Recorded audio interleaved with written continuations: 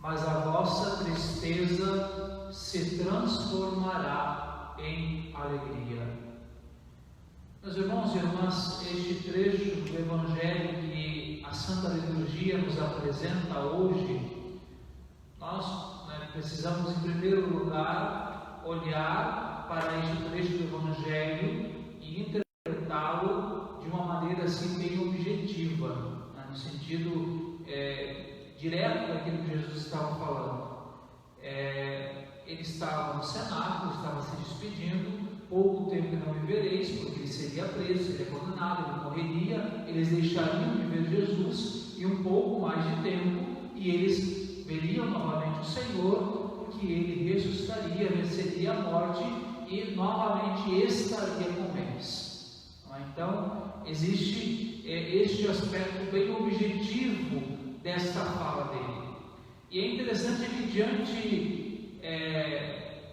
do questionamento, do não entendimento dos discípulos, o Senhor questiona: olha, vocês estão discutindo por quê? É porque eu disse isso? E aí Jesus emenda, dizendo: em verdade vos digo, vós chorareis e vos lamentareis, mas o mundo se alegrará, vós ficareis tristes, mas a vossa tristeza se transformará em alegria. Objetivamente falando de novo, Jesus disse muita coisa, mas não explicou nada. A impressão que dá, a princípio, é essa.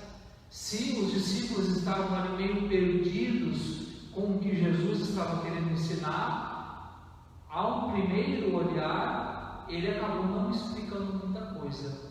Mas nesse ponto do Evangelho, eu creio que nós precisamos olhar para além da questão objetiva. Nós precisamos olhar para um aspecto que exige a fé, que exige crer. Muitas coisas que Jesus disse aos discípulos antes de ele sofrer a sua paixão, morte e ressurreição, como ele muitas vezes disse, ele disse isto para que quando acontecesse, eles acreditassem no Senhor. Então, eu creio que, em primeiro lugar, é por isso que ele não dá uma explicação bem explícita, bem clara destas palavras que ele está dizendo, porque ele está, de certa maneira, forçando, a fé dos discípulos, que eles ouçam essa palavra, que eles guardem essa palavra, e que diante dos acontecimentos que virão depois, que se sucederão, eles então, era isso que ele estava falando. Então, ele já estava nos ensinando, nos advertindo sobre aquelas coisas que viriam a acontecer. Então, ele está ali como que dando uma forçada, ajudando os discípulos a suscitar, a cultivar no coração deles a fé na palavra que ele disse. Ele disse e se cumpriu. Então é isso que também leva os discípulos a acreditarem em tudo mais que viria a acontecer depois.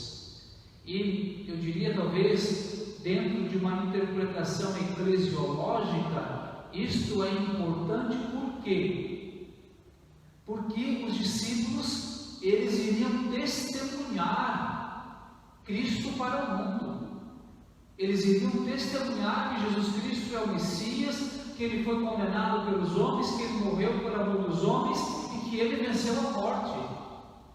E se eles não tivessem uma fé bastante firme, bastante concisa, bastante provada, eles não suportariam as provações que precisariam enfrentar para anunciar este Evangelho.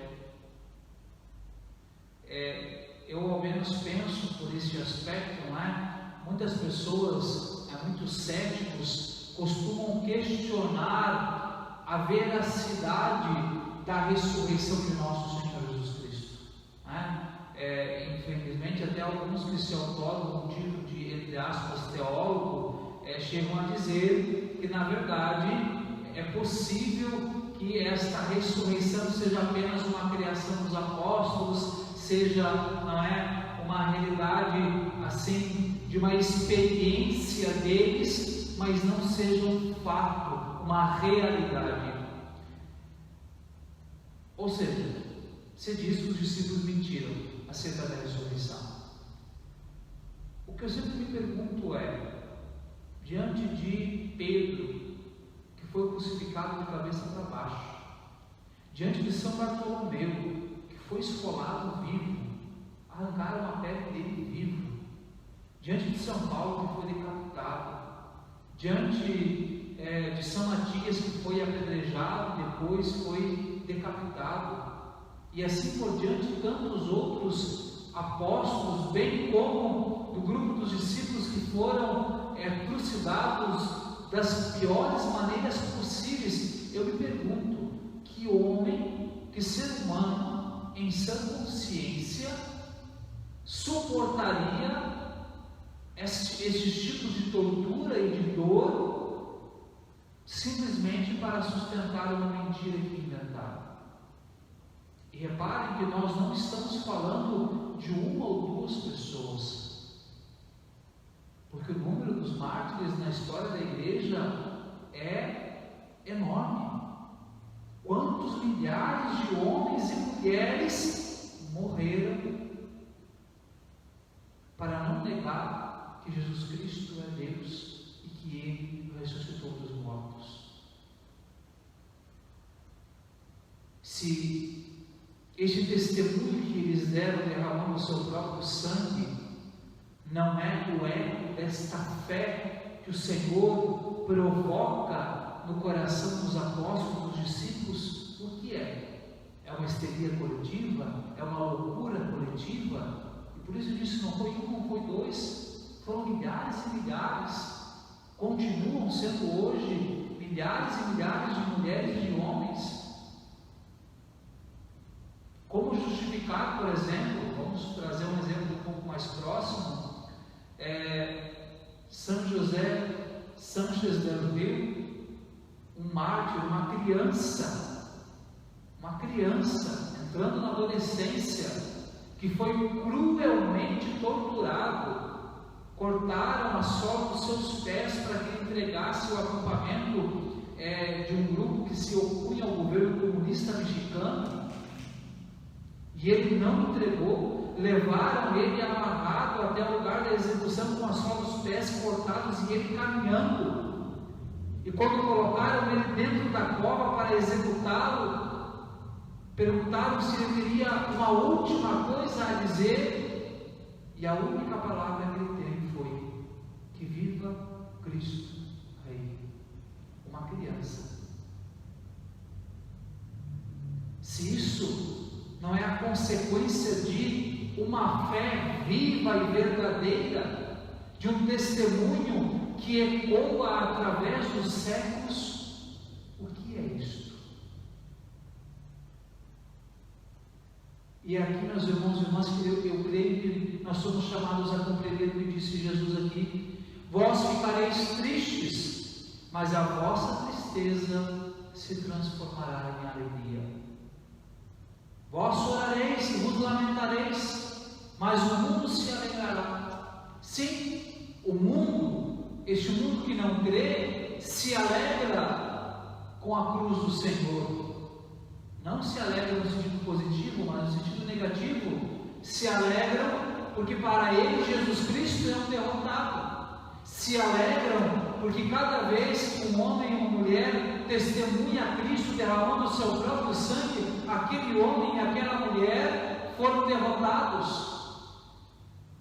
Se alegram porque aparentemente a igreja ela vive uma constante derrota. Aparentemente.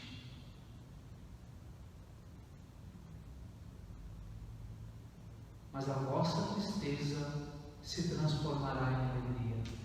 Mas porque nós cremos em nosso Senhor Jesus Cristo, porque nós sabemos que Ele venceu a morte, porque nós sabemos que aquele túmulo vazio em Jerusalém não é o resultado de um corpo roubado, de uma mentira forjada pelos apóstolos, mas é uma verdade, é uma realidade. E porque nós testemunhamos isso como um dom recebido pela igreja que atravessa os séculos, que atravessou 2 milênios,